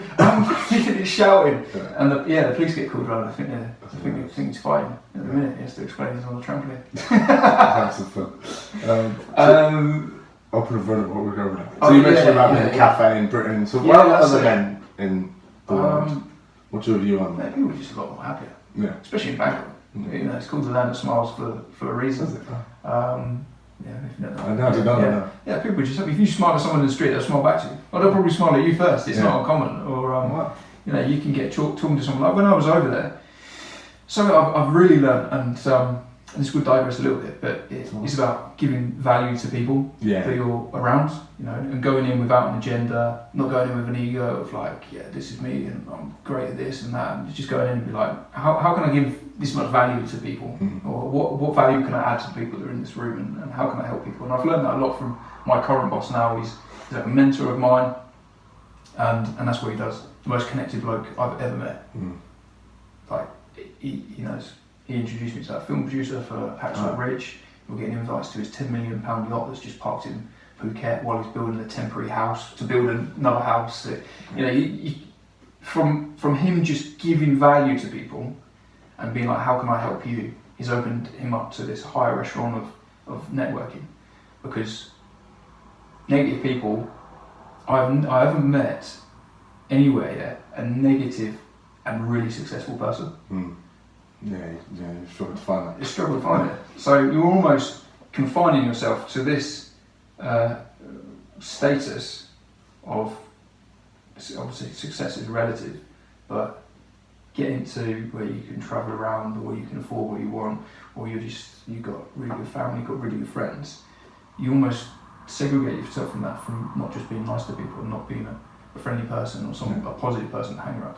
Every person I've met, that film producer, super successful, really rich, you know, people could look at him and say that's success, and if it is for them, then that's what it is. He's got that. He's a really nice person. My boss got enough money, could retire if he wanted to, doesn't just want to keep working on things. He could be successful. You know, he's got a great family, great network. He can go wherever he wants, anytime he wants. Really positive person. I've never met someone who's a negative person who has all of those things, has money, has the health, has the network, has the friends. Because naturally people just don't want to hang around with people like that. Yeah, only other negative people. Yeah, that's it. That's depressing. Yeah, and then they just go hang out in barbershops. Same people. That's it. Yeah. So there, get out. I've got a new negative story. Can't wait to hear this one. I don't watch the news anymore. Mate, I don't literally watch the news. So when I was in the bar with Tuesday mate, I would have found out probably through Facebook because someone commented. That's it. I would not. It's the same for me, and this is probably me being naive, but it's the same stuff that was like 4 years ago when we talked about Brexit and that. It is. So it's the same. Yeah, and the media's a funny thing. I'm not a massive fan of it at all. I think it just sort of, you know, spin everything to try and create a stir.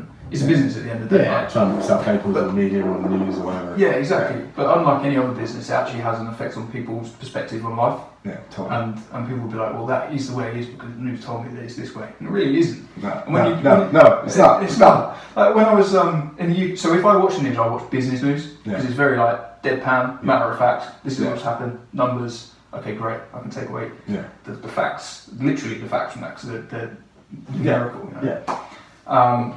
But I was in. So obviously got UK news, which I think the UK doesn't realise how much it's controlled by the media.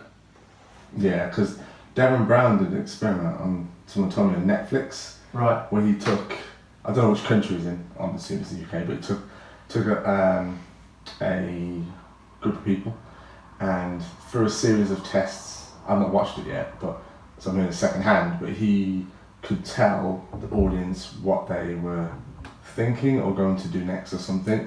And all he based it was on the factors that influenced them in day-to-day life, news, papers, friends, what's in the media, and use that to manipulate the situation to get the results. I didn't really want to watch that, but it's exactly what you're saying. Yeah. And it was fascinating to hear that Yeah, and I think Because you your realise brain that. almost brainwashed into a certain You way. are, you're 100%. And I think people in the UK think they've got, it's a secure country, Yeah. it's free, you can do what you want. And then I think there's like this soft, Yeah. really soft net that's over the top of you, where your perspective of life is controlled through the media, you know. And I think once you break through that, and you go to, so I've been to Vietnam, I've seen how people in Vietnam, I've listened to Vietnamese news and seen how they portray the West, or how China portrays. No, in Chinese papers, all of the pictures of British politicians of them making like stupid faces. Oh, Yeah, to like belittle the West and belittle Western politicians. So we're like Theresa May on the robot, plastic robot. Yeah. It always puts them in a comical light to undermine people. The same in everywhere. When I was in Bangkok last, the only news network I got that was in English was Fox Business. And again, that you're like, wow, this is almost like an entertainment show. It's not a news show. It's it's like an entertainment show. They got bands going on and crazy stuff. And if people can see it for what it is, and you're like, oh, it's kind of entertaining, but it's not news. Yeah. You can't take away the facts from that. Yeah. Mainly because the American press and maybe the UK press got rid of the non-bias rule. So before 1945, there was like a rule where news had to portray both sides of the story. Yeah. And then in the 80s, they got rid of it. So now it's opinionated news. It's not actually. Yeah. It had to by law be this is one side, this is the other side, and you could weigh them out. And now it doesn't have to be. No, that's why a lot of like when I read like blogs and things about nutrition, and people say, "I should try this diet." I'm like, well, you only had one perspective on it. Like, keto's the it's best. always worked way. for someone. Yeah, keto's great, but if you don't like cheese and fats and things, don't do keto. But it doesn't say at the bottom, does it? No. It worked for this person. Oh, great. Yeah. But everything's worked for someone. Yeah, you know? exactly. Okay, how do you stay connected with friends, family, and loved ones? Oh, this is sounding terrible. Yeah, is it? Oh, terrible. Yeah, and I know I am. Especially my mum, my poor mum. She, I have to say to her, I'm like, look, it's nothing personal. I'm like this with everyone. I forget to text them back. I just don't text them, or I don't keep in touch, or I don't see people as much as I should do. That's an area I really need to work on. I really need to work on. I forget people's birthdays. Like, I couldn't tell you when my uncle's birthday is or things like that. Just terrible. Facebook. Well, he's not on Facebook. He's like of a generation that's not quite on it. So I'm pretty bad at that. That's what I'm trying to figure out. So you're still working on that? Yeah, still working on that. Again, I think it's just organisation, right? Get myself organised. If you could, how would you do it then? So I tried scheduling, but sometimes it doesn't work, right? You've got to go out, you've got to go do this, that and the other, and it overlaps, and something happens, and then you miss it for 1 week, and then it's 2 weeks. So I don't know. I think, and something. So my dad actually lives in Wales. My brother lives in Colchester. Yeah. Most of my family are sort of here, there, and everywhere. Bath, Portsmouth, South Africa. Some of them are in Milton Keynes. When I was in Bangkok, it was obviously then that was a bit hard. So I'm still trying to figure out how I would organise it. Yeah. And I think it has got to be. I need to just speak to them, get a date booked, and it's as simple as that. I mean, how hard is it just to arrange to meet your family? You just got to arrange it to meet them, right? So I think that's the best way I do it. I just do it. Okay. Which is what Guy Billingham could say. Just go for it. No, just do it. And then how important was it? So I don't know much about your father. Is he around? Or? He is now, yeah. He wasn't for a long time. Okay. So talk to me about, because the question is about that male role model in your life. Yeah. So what was your relationship with your father? Has he been around much? It's better now. It wasn't. So I've got back in touch with him. Yeah. When Hugo was born, my wife was like, look, you should let him know. Didn't come to my wedding. I didn't even tell him I went to Afghanistan, actually. He found out afterwards. And so I got in touch with him. And I think we've built a good relationship now. And I think the way that I look at it is, because he divorced from my mum then split up. He moved away. We just never really saw each other and lost contact. There's no real animosity or anything like that. How old were you when that happened? Oh God, 5, 6. Okay, wow. Yeah, a long time ago. So I saw him when I was perhaps 12, and then I saw him when I was 21. and then more recently in the last 2 years basically. So not he hasn't been a big figure in my life at all. But now he is, and the way I approach it is, whatever reason that was that we didn't see each other was because of what was happening at that time, and that isn't happening now. So for me, I've just got to draw a line in the sand and just build on what is present, what is now, and just be like, that's what happened, that's just what it is. I don't really want to pry into it or start digging it out, because if I was him in that situation at that time, I might have done something similar, because you can only make the best judgment at that time. So I think I've just got to draw a line in the sand and be like, this is the relationship that we have now, let's just build on it, and if it worked out, it did, and if it didn't, then it didn't, you know, at least we tried. It just turns out that we do get on. He likes seeing Hugo, I like spending time with him. He's got some land out in the woods somewhere, so it's amazing. He's got shoot air rifles and got a crossbow and things like that, so we just get up to all sorts of stuff and just do weird things. How was it growing up though? Like, did you have a stepdad? No. So I didn't really. No, and that's interesting. I have wondered myself how that affected me. My mum's quite stern anyway. She's quite stern. Comes from quite a traditional family. 6 brothers, or 6 siblings, 3 brothers. So and a military background. As well. Yeah. So she was quite strict on us. So I think that helped actually. Yeah. I think a lot of people just go off the rails, can't they? And we were channeled into sport. We were myself and my brother, very hyperactive. I could have easily gone off the rails, you know. In school I started getting into fights and getting put in attention like every single day from first school basically. So I could have easily just gone off the rails and gone down a different path, very, very easily. But she sort of channeled us into sports, so we did everything. Tried literally everything: basketball, football, American football, karate, badminton, tennis. You know, I've done all sorts of things. Fencing, gymnastics, trampolining. Fencing in Milton Keynes? Yeah, Stantonbury campus, yeah, or at least it was there. Yeah. So I think that helps, and having sports around you is quite good, because you have that camaraderie. You're around, well, back then there wasn't really mixed teams. You're around boys and girls around girls. Well, it'd be a bit different now. So I had a male sort of peer group there, I guess, and I was always doing sports. So there was no dominant male adult figure. Yeah. Maybe my granddad. He died when I was not even 15, maybe like 13, 14, something like that. So he wasn't a big figure. Didn't really see my dad's mum and dad, and now he's dead actually. So yeah, they haven't really been there around. Yeah. How do you feel like, obviously now having a son and being in his life, do you almost feel like you want to change that for your son? 100%, yeah. Because I think there are things, I think men approach life in a bit of a different way, especially myself. Like I'm quite logical and not compassionate, but not compassionate. There's just a different way of very matter of fact, quite a hard line, this is how I'm going to do it. And I think you need to have both sides. You need to have the left and the right brain. You need to have the mothers give a love in a way that only mothers can do. Yeah. And maybe men give a different type of love, completely different to how females do. And I think you need both of that. Yeah. To get a good balance, I think. So I definitely want to teach Hugo any mistakes that I've learned and pass those on from my perspective. I'm sure Megan will do the same. So. Yeah. It's an interesting podcast as to whether, and this resonated with me anyway, that the mum is like home and the dad is the first relationship you form with that is not your mum. Oh, so right, okay. The way you interact with your father is a mirror of how you interact with other people. That's interesting. And I was like, wow, that blew my mind, and I thought, wow, that's fascinating.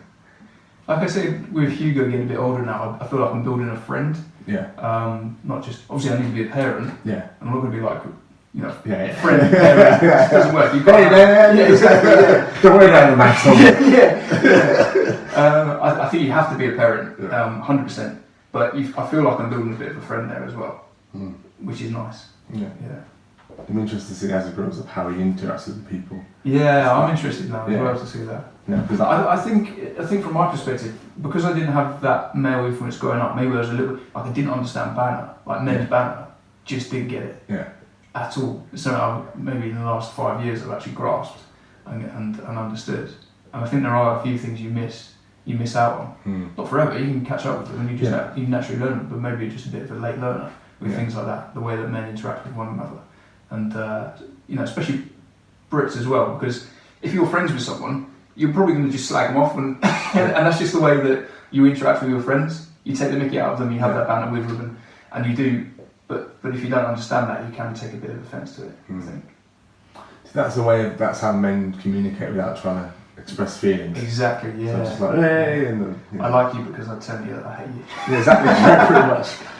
And then, oh, thanks man, you must love me. Yeah, that's love you too. Yeah, if you're nice together, we're worried. Yeah. So it's I guess it's a way we're interacting, but from my point of view, I think like, I didn't have a father, well, it was around, but he wasn't present, if that makes sense. So I always think that there'll always be a piece missing that you can never really fill, unfortunately. But I think that's just obviously got to make do the best situation you've got. Yeah, a fantastic mum who raised 3 kids. So, but it's almost like you never know because you never experienced it.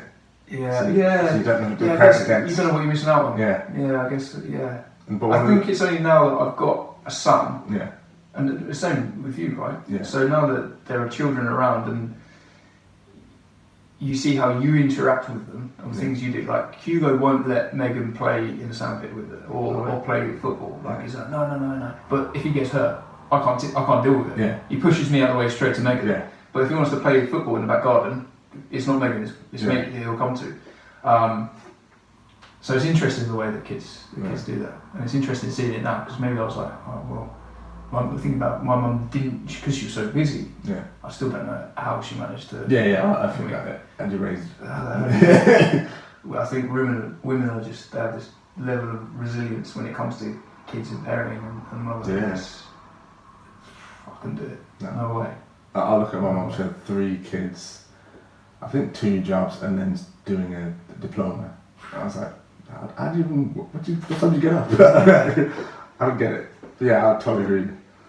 And we weren't easy kids either. So, and I say to you sometimes, I'm like, I don't know how you did it. I was a little shit. Probably could be a little shit as well. Not great money. 2 jobs again. She's teaching gymnastics, and then she was a receptionist as well for the whole time that I knew her.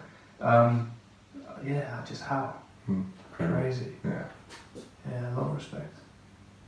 But I think you only get that now that you realise when you are a parent, and you're like, oh wow, this is what actually goes into being a parent. It's a lot of time, it's a lot of effort, a lot of your energy. Yeah, put that all on your shoulders as well as supporting a family is pretty crazy. What's the biggest learn in building a relationship? The biggest learn? Yeah, so what you learn the most about? Communication. 100%.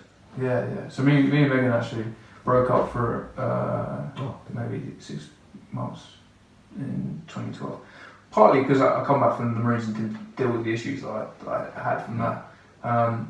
But the communication was a massive part of it because she felt like I was pushing her away. And I guess I was as well because I wasn't communicating how I felt and I wasn't communicating anything basically. And she didn't want to communicate with me because I wouldn't really communicate with her, so we weren't talking about issues or anything.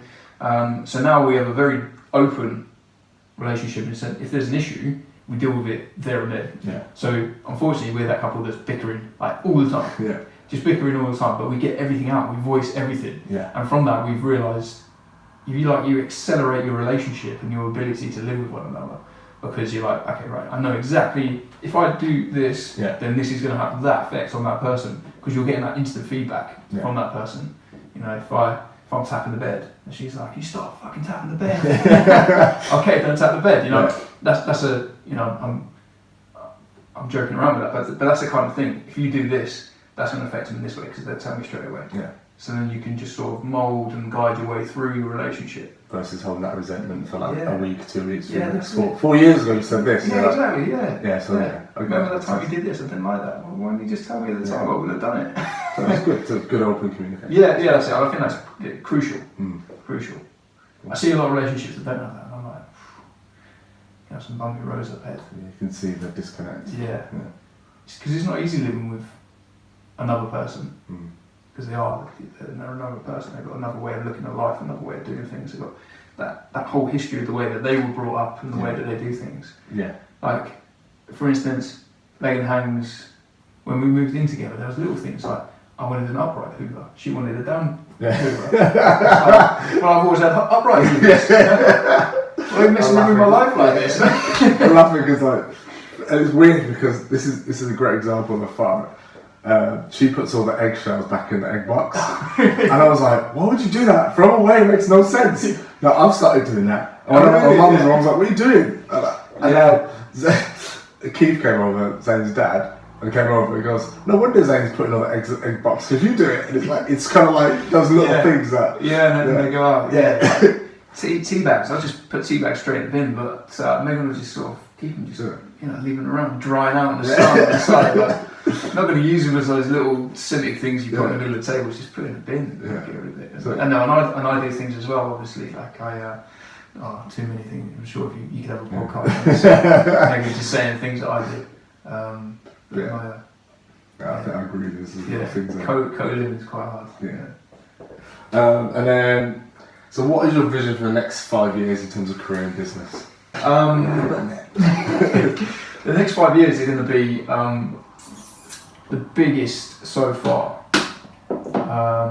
So I'm still working internationally. So I'm working with Dragon. We're going to launch the projects that we've been working on for 2 years. It's going to be live. There's a lot of revenue that's coming through on that as well. So financially for me, that's going to be a big change as well as sort of professionally and business-wise as well. Because it's then going to give me the ability to do some other stuff. So I've got other projects. There's things I want to give back to the military. So I want to set up a business back in the UK to help the military in business. And I was literally thinking, as you were talking, I was like, I thought of that for you, and then it's a great thing to do. So so doing that, and then I want to get into property as well. So I'm mapping out a few different things with property, not just in the UK but overseas, and looking into how international investments and things like that work, and offshore bank accounts in the sense of like having a bank account that's not based in the UK because I'm going to live in the UK and there's different tax things for that. So trying to structure, it's a bit of, the next 5 years of me are going to be pretty exciting, but also quite boring when you talk to people like, I'm going to come up with a great tax structure for the rest of my life and I'm going to put all these different things together. For me it's great because it's like that is freedom. Yeah, that sounds good to me. I relate to, as a business person, I relate to what you're saying. Yeah, that's it. Someone who doesn't own a business that's 9 to 5, and like, so taxes. Yeah, exactly. Oh, I saved 3.5% on my corporate tax bill this year. Amazing. Doesn't really get the juices flowing. The pubs, Sometimes, it's brilliant. That meme where the wife is like looking, like, I wonder what he's thinking about, and then it's something like the Open 2019 or something like that. He always does that. She's like, what are you thinking about? I'm like, just You're gonna want a salad. Self-investment pension plans. She's like, of course you are. Everyone else will be asking about. I'll be thinking about, the football or something like this. And I'm like, how am I going to structure my self-investment pension? Things like that. So that's a big thing for me. That's a big learning curve at the minute. So I'm talking to a few tax advisors, getting that all set up. So I want to have. I'm trying to follow this guy, Andrew Henderson. He runs a website called Nomad Capitalist. And it's about structuring your life so that you go where you're treated best. So it might be in the UK you're treated best. It's not. I've been to Thailand. What do you think of Bali? I've never been. Because me and Farah have got this. If you ever go, I can put you in touch with people that live there. My PA comes from Indonesia. So. What do you think, Germany? Because I love it. I know people that go over there and you can go over. You can get a business visa. I'm going to apply for a business visa, and you can get a year's travel in and out on one visa. I think it's like $500 or something like that. That's the biggest thing that I found with travelling is getting your visas sorted. What a pain! What a pain! So that's one of the things for me. Trying to get that all sorted. Bali would be a great place. I was supposed to go in June actually. I was supposed to go next month, but I'm back here, so I can't go. Let me know if you go, because it'd be fascinating to know. Like, I watch a couple of YouTube videos, but obviously. Guys who people live there and stuff, and the cost of living, and what happens to rent a scooter for a day. That's an incredible part of the world. It's beautiful. I'm not being there yet. And you just get left alone. Like, you're a tourist, they don't care. You can just get up in the morning carefree, you're not going to get hassled by people, you can just do what you want. Money goes a lot further as well, so you can have a better quality of life. Like when I was in Bangkok, I'm on a UK equivalent salary, but when I was in Bangkok, it's like X times what it would be back in the UK. So Megan didn't have to work. I could support a whole family off of my own salary. Hugo could go into nursery full time. He's doing like baby brain yoga and all these crazy sort of stuff. Oh, wow. Yeah, and then you come back here and you look at a nursery in the UK and it's 1,500 quid just for that alone.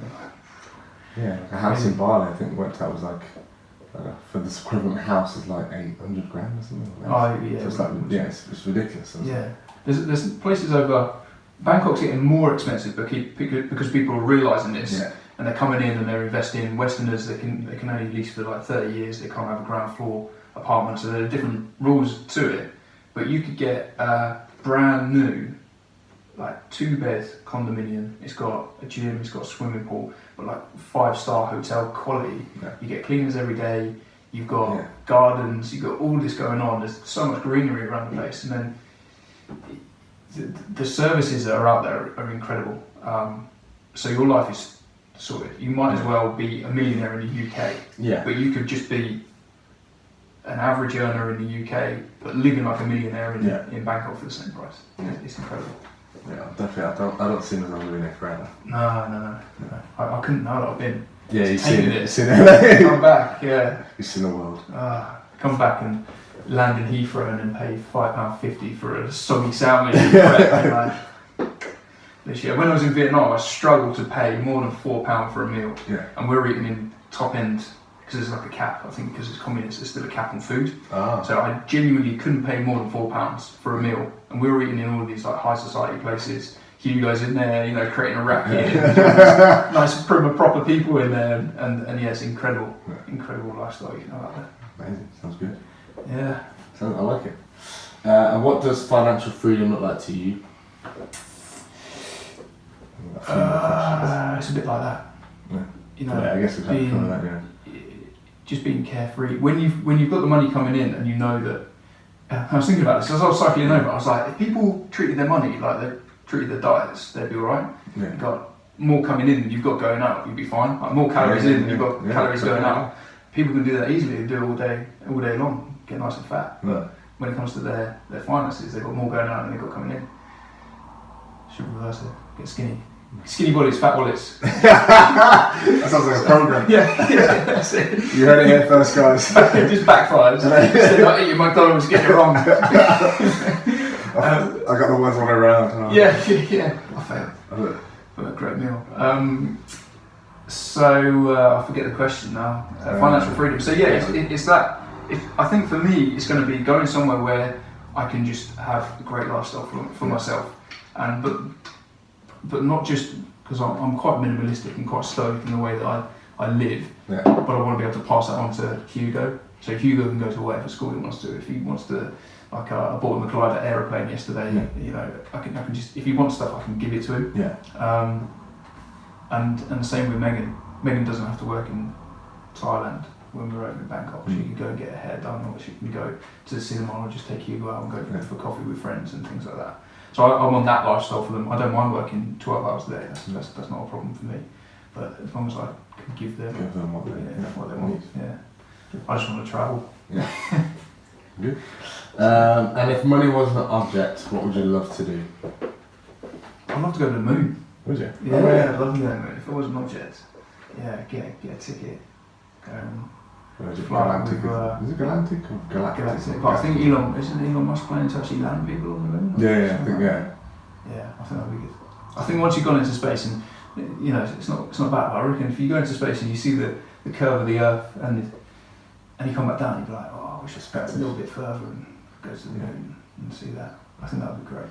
I think looking back, something that blows my mind is that picture where it's like this is the only picture where everyone in the frame everyone that's ever lived or everyone who's ever lived or is living is in this picture, and it's like a selfie that the guys took. Yeah, crazy. Yeah, because you think everyone that's dead, they're still on that wall.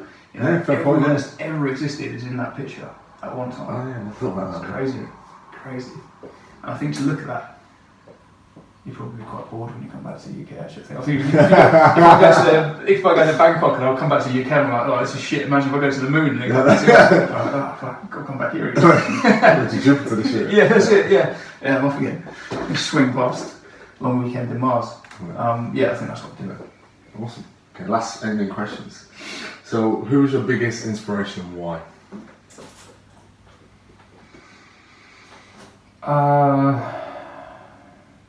When I was younger, I did a lot of things just for the sake of doing them. I don't think I really had an inspiration for doing things. But now that I get older, I think my son is a huge inspiration for me now. To be able to pass on something to him. Yeah. Because like I said, I've got into Stoicism quite a lot, and it makes you have a little reflect about your life. And again, so what is Stoicism? People don't know about it. Oh, crazy! You try to explain it. Is that doing a blockchain again? yeah. This was probably a bit. So it's a philosophy that came around in Greece, ancient Greece. So it's been around for like 2,500 years, maybe longer than that. I think actually Marcus Aurelius was 2,300 years ago, and that's when he wrote his. It's great. I think that's when he wrote his meditations, or started writing his meditations. So it's been around for decades, like longer than most all religions. I think maybe Buddhism's been around for a little bit longer. But it was a real. It's just a way of looking at life, and it's a pretty matter of fact way of looking at life.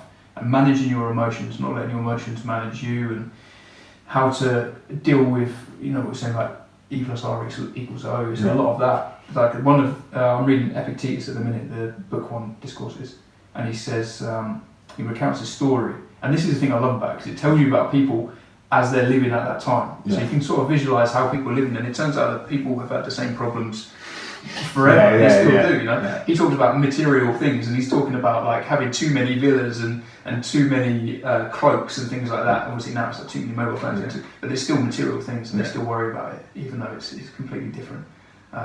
Too many, brass bracelets or something. Yeah. But the underlying issue is the same. But he says about a senator that gets exiled, and he says, right, I can't remember his name, and I probably couldn't pronounce it, but he's like, right, I've got to appear in court today. He goes, but you've got to appear at this time. And he goes, well, I normally take a bath at that time, so I'm going to take a bath at that time. So a messenger comes to him and says, oh, the results from your trial are in. He goes, okay, have I been exiled or am I going to get killed? He said, exiled. He goes, okay, great. What about my property? And they say, well, you still got your property. He goes, okay, that's fine. Well, I'll just go to this other island where I'm not exiled, and we'll go and have lunch at my villa. Yeah. And that's how he deals with it. And he recounts a lot of stories about that, where it's like, he even goes into it so much where it's like, so, because he was a slave, and he said, well, if his master kills me, or kills him, he said, then you've got to deal with my body. He's like, it doesn't bother me, It's just my body, and you're going to have to deal with it. It's your burden after you kill me. And what do you do with a guy? Things like that. Yeah. It's pretty tough. So he's the master. He says no man is free unless they're a master of himself. Okay. Which is right. So it gets you thinking about things, and you think, right, so I'm 27 now. I want to live to 100. I've got 73 years left. There's only 73 birthdays. There's only 73 times my son's going to say happy birthday to me. Yeah, exactly. Like that, it's not many. It's not. Yeah. It's really not. Yeah. 73 more Christmases, 73 more holidays if you go for one day, and you won't be able to go for that often because you get old and things will start becoming out of reach for you. So then it sort of puts everything back into perspective, and you think, well, I'm no longer doing it for myself because I've got a finite amount of time. So you've got to leave like a legacy. You've got to leave something, because that's what really matters. Because my time is so finite. Yeah. So I've been building something for Hugo, and then Hugo will probably build something for his son or his daughter or his children. So that's what's really inspiring me at the minute, being able to get to the end, have something to show or to give to my children, not just Hugo now, number 2 as well. So awesome. Yeah, and then people that Jim Rohn is a big inspiration for me. Yeah. Jocko Willink, Marcus Aurelius, Epictetus, my boss at the minute, and a few other people. There's mentors everywhere. Even my manager when I was in recruitment, really hard on me, really, really hard on me. But it made me develop as a person, raise my standards. So. Awesome. Yeah. And then, what does the word empowerment mean to you? Oh, that's a great question. I think I saw this question. I was like, yeah, that's a great question. So I'm actually doing a degree at the minute. Part of my management studies is about empowering others, and how you bring empowerment into the workplace, and how you make employees. Oh, so tough. tough. Yeah. Yeah, it's so tough. How you make someone else feel empowered, because it's like, how do you quantify that? How do you know when someone feels empowered? It's hard to measure a feeling. Yeah. You can't put that KPI, can you? Exactly. This is how I'm feeling empowered, so I'm going to duplicate that, and you're feeling empowered. Yeah. Well, no, it's not that. It's not cut and dry as that. What does empowerment mean to me? I think empowerment means, for me, it's making decisions, having the freedom to make decisions. When it comes to business, having the freedom to make decisions, make failures, learn from them, and develop and try new things. Having that freedom, and I think that's, from a management perspective, that is the definition of empowerment. Making employees have extreme ownership over their desks, their space. They're able to make their own space. Extreme ownership. Yeah, well, that's Guy Billingham. I like the book at the end. Yeah, it is, yeah. I need to read that. Dichotomy of, I can't pronounce it, but yeah, of extreme ownership. Really good book. And that's how... Dichotomy, there we go. What did I say? I think I said dinosaur. Diplosaurus. So that's how Paul, my boss, runs the company. Yeah. Everyone has their own desk and they've got their own projects. And I'm spinning loads of plates, and if they fall, it's my fault. I mean, no one else. You know, my team member. You say my PA in Indonesia. Genuinely, this has happened. A volcano went off. Yeah. Couldn't get the work done. Yes, because we've got some work with a social media team, and we couldn't get online because that's what happened. Yeah. A volcano was like. Yeah. Don't get that in the UK. That's a great excuse. Not just the dogs at my homework, the volcano's going off, and got to run through the street to save my life. I was like, yeah, whatever. But if I miss a deadline from that, it's not my fault. It's not her fault. It's my fault. Yeah. I've got to take ownership for that, and I've got to be able to stand up and say, yeah, it's my fault. Yeah, versus going, a volcano went off and excuses. Yeah, that's it. Yeah, no one cares about that, you know.